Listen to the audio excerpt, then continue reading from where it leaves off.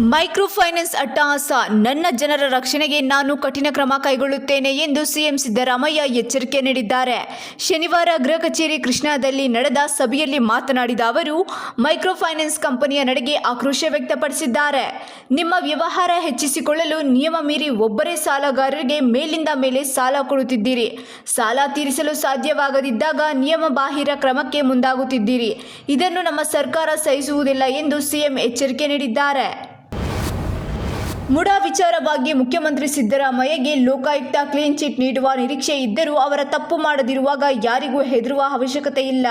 CBI, IT, ಇಡಿ ಯಾವುದೇ ತನಿಖೆ ಎದುರಿಸಲು ಸಿದ್ಧರಿದ್ದಾರೆ ಎಂದು ರಾಜ್ಯ ಆರೋಗ್ಯ ಸಚಿವ ದಿನೇಶ್ ಗುಂಡೂರಾವ್ ತಿಳಿಸಿದರು. ಸಿದ್ದರಾಮಯ್ಯ ತಪ್ಪು ಮಾಡಿಲ್ಲ ಎನ್ನುವ ನಂಬಿಕೆ ಇರುವ ಕಾರಣ ಹೆದರಲ್ಲ. ಮುಡಾ ಪ್ರಕರಣ ಸಿಬಿಐಗೆ ನೀಡುವಂತೆ ಆಗ್ರಹಿಸಿರುವ ಬಿಜೆಪಿಯವರು ಅಧಿಕಾರದಲ್ಲಿದ್ದಾಗ ಎಷ್ಟು ಪ್ರಕರಣ ಸಿಬಿಐಗೆ ನೀಡಿದ್ದಾರೆ ಎಂದು ಪ್ರಶ್ನಿಸಿದರು.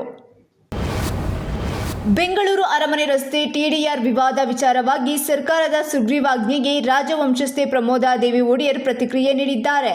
ನಾನು ಸಂಪುಟ ನಿರ್ಧಾರದ ಬಗ್ಗೆ ನೋಡಿದೆ. 1996ರಲ್ಲಿ ಅಕ್ವಿಜಿಷನ್ ಆ್ಯಂಡ್ ಸ್ಟೇ ಆರ್ಡರ್ ಕೂಡ ನಮ್ಮ ಬಳಿಯಿದೆ. ಸುಪ್ರೀಂ ಕೋರ್ಟ್ ಕೂಡ ಬೆಂಗಳೂರು ಅರಮನೆ ಜಾಗದ ಬಗ್ಗೆ ಹೇಳಿದೆ.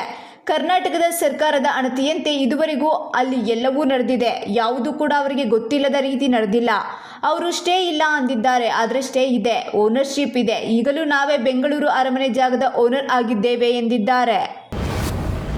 ಕೇಂದ್ರ ಬೃಹತ್ ಕೈಗಾರಿಕಾ ಸಚಿವ ಎಚ್.ಡಿ. ಕುಮಾರಸ್ವಾಮಿ ಕಳೆದ ಕೆಲವು ವಾರಗಳಿಂದ ರಾಷ್ಟ್ರ ರಾಜಕಾರಣದತ್ತ ಗಮನ ಹರಿಸುತ್ತಿದ್ದಾರೆ.